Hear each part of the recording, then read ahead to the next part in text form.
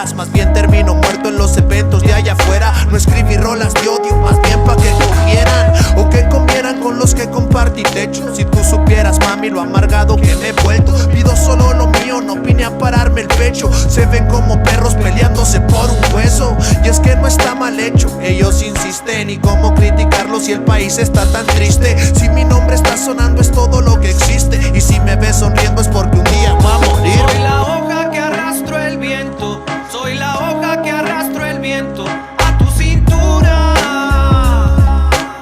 Mujer, no tengas duda, soy la hoja que arrastro el viento, soy la hoja que arrastro el viento a tu cintura.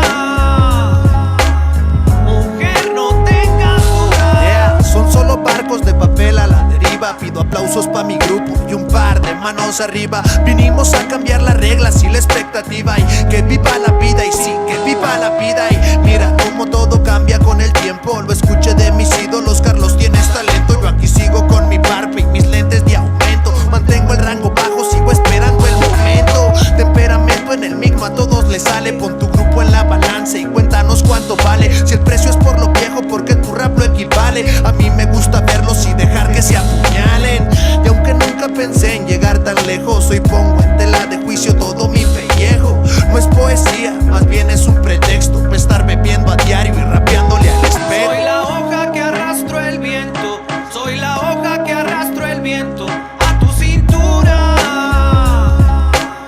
Mujer, no tengas duda, soy la hoja que arrastro el viento, soy la hoja que arrastro el viento a tu cintura.